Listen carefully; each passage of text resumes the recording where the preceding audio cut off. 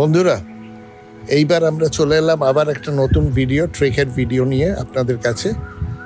এবার আমরা গিয়েছিলাম সিকিমেই একটা ট্রেকে, তার নাম হচ্ছে বজ্রধারা। তো আমরা 7 জন মিলে টাটা স্টিল স্পোর্টস ক্লাব থেকে আমরা শিয়ালদা স্টেশন থেকে সোজা পৌঁছলাম এনজেপি থেকে আমরা একটি জিপ নিয়ে আমরা চলে গেলাম হচ্ছে পেলিং। তো পেলিং যেতে আমাদের একটু টাইম লেগেছিল, তো আমরা তাই জন্য রাস্তায় আর দাঁড়াইনি, একদম পেলিংয়ে গিয়ে লাঞ্চ করলাম। পেলিংয়ে লাঞ্চ করার পর আমরা আরেকটু এগিয়ে গেলাম পেলিং থেকে খেচিপেরি লেকের দিকে। তো খেচিপেরি লেক পৌঁছবার 2 কিলোমিটার আগে আমরা দাঁড়িয়ে পড়লাম। বাঁ দিক দিয়ে একটি রাস্তা উঠে গেছে একটি গ্রামের দিকে। তো আমাদের বললো এইখানেই আপনাদের হোমস্টে রয়েছে। তো তখন আমরা জাস্ট নেমেছি আর গুড়ি গুড়ি বৃষ্টি পড়া আরম্ভ হয়েছে।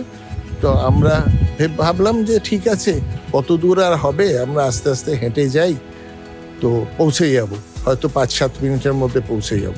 যাই হোক, সবার পায়েই চটি ছিল, কেউ ট্রেক শু পরেনি। তো আস্তে আস্তে আমরা দেখলাম প্রায় 8 ঘন্টা লাগলো আমাদের হোমস্টেতে পৌঁছবার।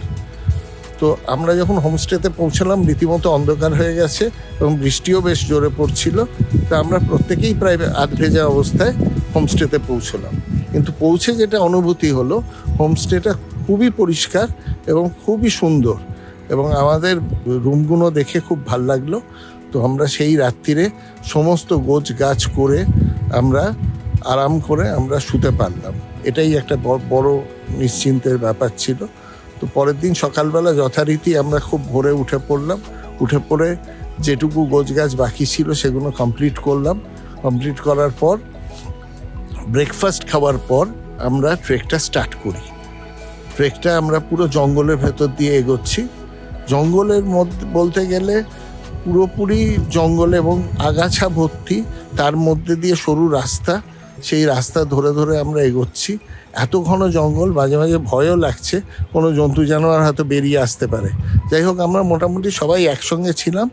আমরা আস্তে আস্তে আস্তে আস্তে উঠছি, কিন্তু সামনে আশেপাশে কিছু জংলি ফুল এবং অত্যন্ত বাঁশের গাছগুলো আটকে যাচ্ছিল রাস্তা। তো সেইগুলো টপকে টপকে আমরা কোনো মতে এগিয়ে যাচ্ছিলাম। তো গোটা রাস্তাটাই এইরকম জঙ্গলের ভেতর দিয়ে। তো আস্তে আস্তে বেশ মানিয়ে নিলাম এবং ভালোই লাগছিল জঙ্গলের মধ্যে হাঁটতে। তো জঙ্গলের মধ্যে হাঁটতে হাঁটতে সবচেয়ে বড় কথা হচ্ছে এতটাই চড়াইয়ের মধ্যে কোনো জায়গা নেই যেখানে দাঁড়িয়ে আমরা বিশ্রাম করব, কোনো সমতল ভূমিই নেই।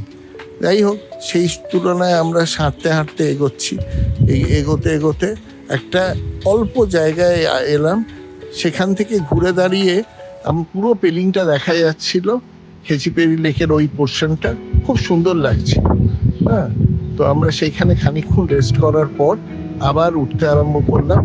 উঠতে উঠতে একটা জায়গা পৌঁছলাম যেখানে একটা বসার জায়গা রয়েছে এবং চারদিক খুব সুন্দর, এবং সেই জায়গাটা একটু গাছগাছালি নেই এবং খুব ভালোভাবে আমরা দেখতে পাচ্ছিলাম চারদিকে, এবং প্রত্যেকটা জায়গায় খুবই সুন্দর মনে হচ্ছিল, স্পেশালি ওই সময়টার।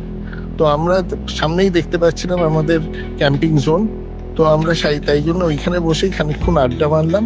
আড্ডা মেরে আস্তে আস্তে আমরা ক্যাম্প সাইটের দিকে গেলাম এবং যে যার নিজেদের ক্যাম্পে আমরা ভেতরে ঢুকে জিনিসপত্র রেখে মোটামুটি একটু ফ্রেশ হয়ে আবার বেরোলাম। বেরোতেই আমাদের যে গাইড ছিল এবং পোর্টাররা ছিল, তারা এতটাই দক্ষ যে সঙ্গে তারা আগে গিয়ে আমাদের জন্য চা রেডি করে রেখেছিল।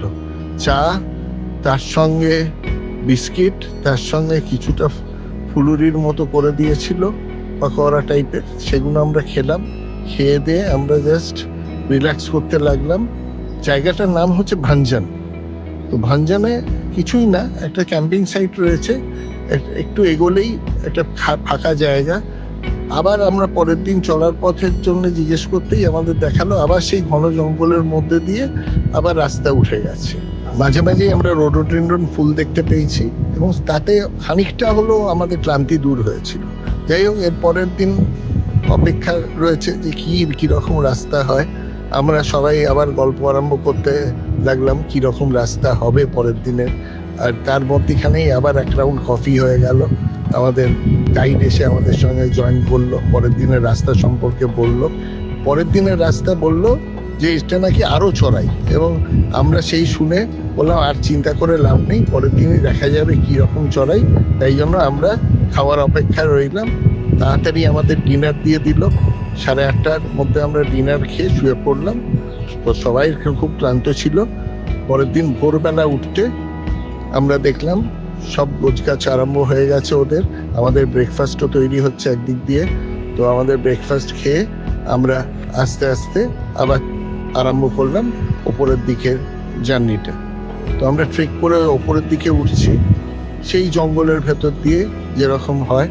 তো আমরা জঙ্গলের ভেতর দিয়ে যাচ্ছি, মাঝে মাঝে রোডোডেনড্রন ফুল দেখছি, আরও নানান রকম জঙ্গলি ফুল, যা আমাদের দারুণভাবে আকৃষ্ট করছে।